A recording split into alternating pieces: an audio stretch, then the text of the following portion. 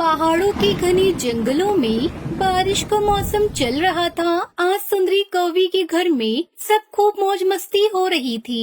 सभी पक्षी उसके घर आए हुए थे क्योंकि आज सुंदरी कौवी के बेटे जग्गू कौवे का जन्मदिन था।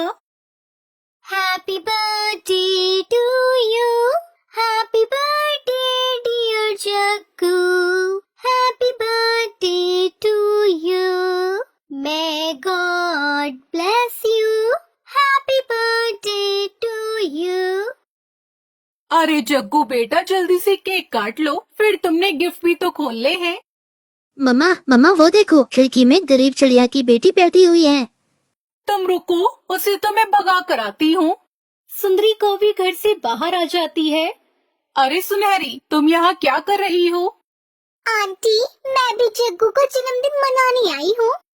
मान न मान, बन गए मेहमान। कोई जरूरत नहीं है, चलो जाओ यहाँ से, घर भाग जा गरीब चिड़िया की गरीब बेटी। कितनी बार कहा है तुम्हें, मेरे अमीर जग्गू बेटे से दूर रहा करो, मगर तुम गरीबों को तो अमीर पक्षियों के घरों में घुसने की पड़ी रहती है। आंटी आंटी, मेरा जन्मदिन भी आने वाला है, मैं भी आप सबको अपने जन्मदिन पर बुलाऊंगी, प्लीज मुझे भी अंदर आने दो। ओए सुन, अब तो जाती है, लगाऊं तुझे एक। फिर रोती हुई सुनहरी चिड़िया वहाँ से चली जाती है। घर जाकर सुनहरी रोई जा रही थी। सुनहरी बेटा, मैंने आपको मना किया था कि वहाँ मत जाओ, वो पार्टी बड़े अमीर पक्षियों की है और हम ठहरे गरीब पक्षी, हमारा वहाँ क्या काम। क्यों माँ, क्यों हम गरीब क्यों है माँ, हम गरीब क्यों है?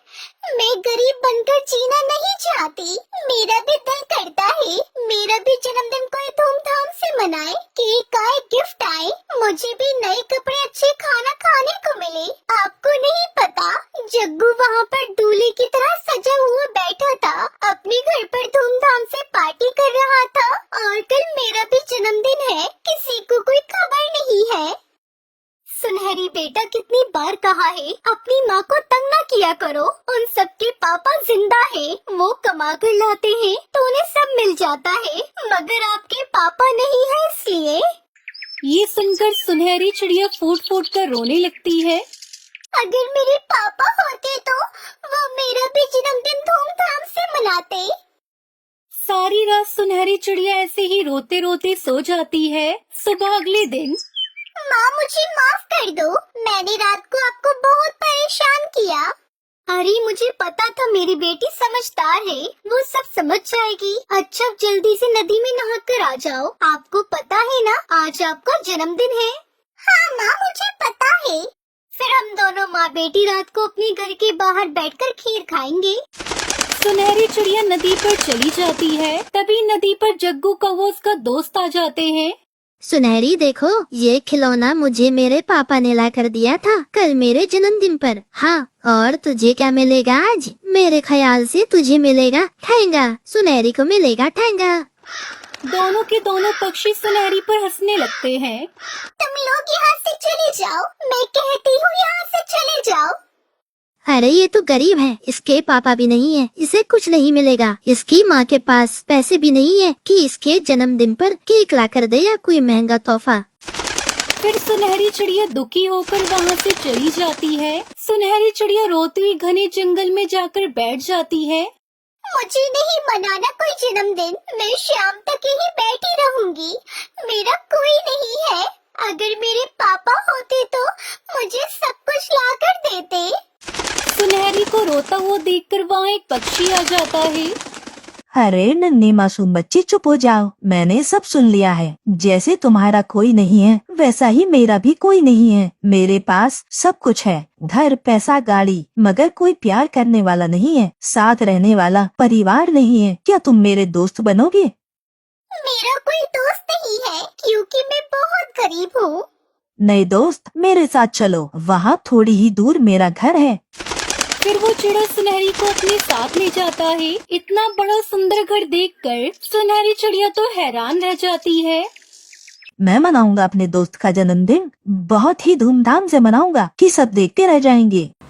फिर सुनहरी का नया दोस्त सुनहरी को अपनी मोटर कार में बिठाकर शहर वाले जंगल ले जाता है। वो वहाँ से एक बड़ा सा केक लेकर आता है और सुनहरी के लिए ढेर सारे उपहार भी। जंगल के सभी पक्षी ये देखकर हैरान हो जाते हैं। सुनहरी चिड़िया दौड़कर अपने घर जाती है। माँ, मैं आपको अपने नए दोस्त से मिलवाना चाहती हूँ। वो बाहर ही है अपनी मोटर कार में। क्या मैं उन्हें अंदर बुला लूँ? सुनहरी बेटा, मुझे तो कुछ भी समझ में नहीं आ रहा है। फिर वो पक्षी अंदर आ जाता है और अचानक उस पक्षी को देखकर टुनटुनी चिड़िया रोने लगती है।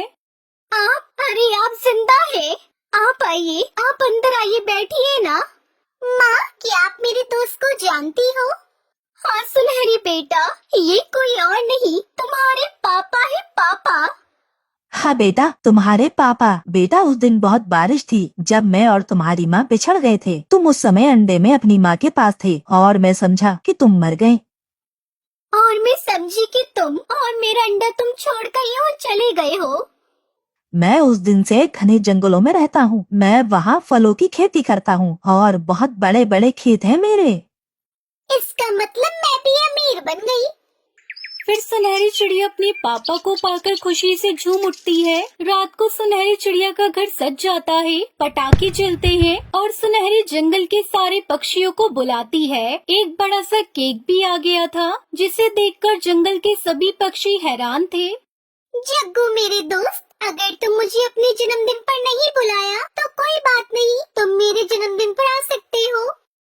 और फिर क्या था, सुनहरी चिड़िया का बहुत धूमधाम से जन्मदिन मनाया जाता है और उस दिन सुनहरी को जंगल में हो रही बारिश भी बहुत अच्छी लग रही थी और फिर वो अपनी मम्मी पापा के साथ खुशी खुशी रहने लगती है।